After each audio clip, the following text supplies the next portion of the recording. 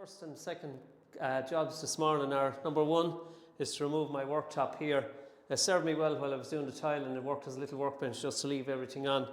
And as you can see here, if I pan across, it's just been held up by a piece of string, a wing and a prayer literally, but serves the function, did the job. I've all my tiling done now. I've just a bit of grouting to do on the walls, so therefore I can take this guy out.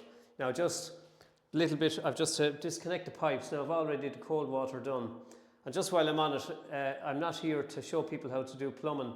I'm just merely pointing out the steps that are involved in a bathroom makeover. If you don't know anything about plumbing, don't touch it. So I'm not here to advise you how to do some plumbing. So what I've got to do this morning, my first job this morning is to take out the unit here, and all I have to do for that is literally to release the two pipes, the hot and cold feed to the sink there, or the basin, and to undo the trap underneath it there.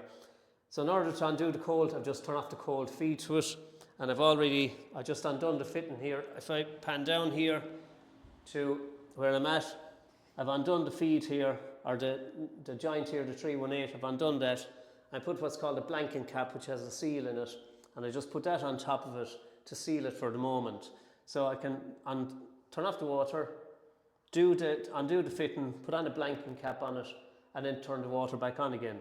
Now the same thing happens, this is the hot feed, I'm just about to put a blanking cap on the hot feed as well.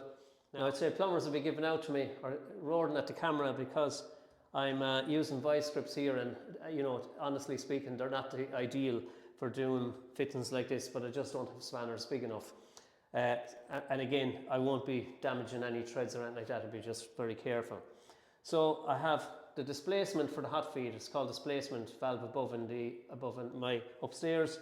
So I've turned off that for the hot water. So I've isolated the hot water. So in order to take the hot water out, I'll just run off what's in the tap.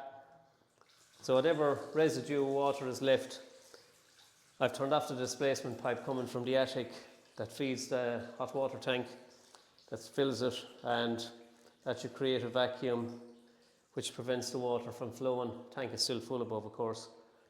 And this will just take the water out. This is my hot feed. As I said, I have the cold done.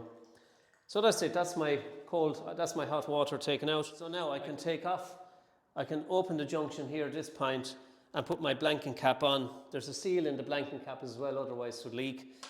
So I'll undo them and just put light pressure on my vice grips there. And I'll put on the bottom one. Should have done the other way around first. Put on this one. And put on this one here. I'm just putting on the second one in order to hold the first one. I don't want to open the two joints. I just want to open the top one. So just twist that nice and gently. That's it. Easy as ABC. Hope the camera can pick that up there. So I open that off. Now I get a little residue of water, a little spurt of water there coming out of what's left in the pipe there. Or what's left in this pipe might just shoot up a little bit. No big deal.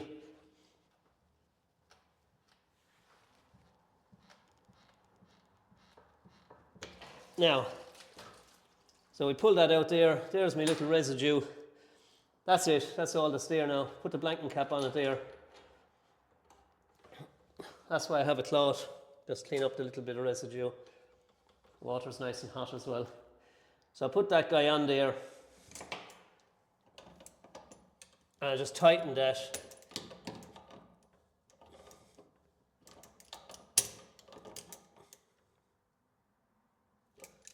Now, when you're tightening fittings, you don't have to tighten the bejesus out of them. You're just tightening them, similar to changing a block in a machine.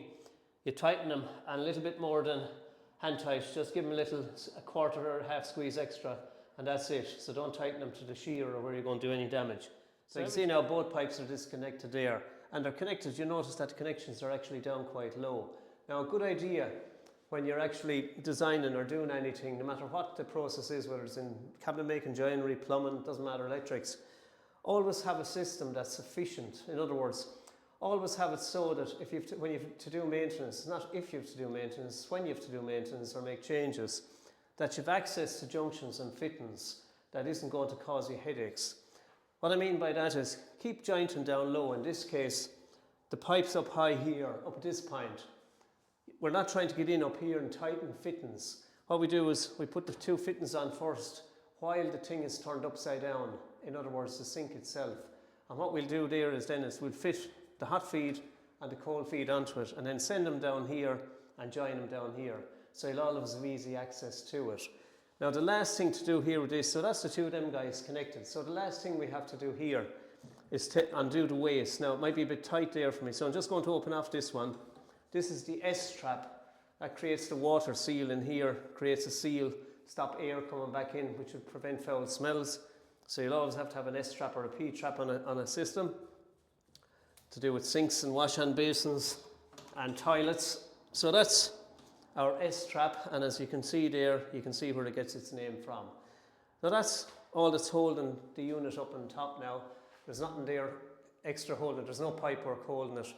Hot and cold feed disconnected, waste pipe disconnected, and all that's holding this now, this guy here, is a piece of string. So that should all lift up nice and tidily.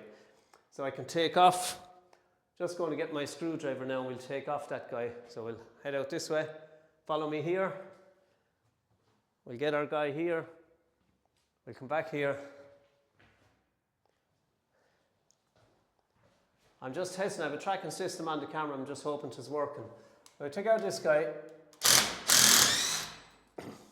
Now it'd be always handy to have 2 people around for lifting. I've no such joys. So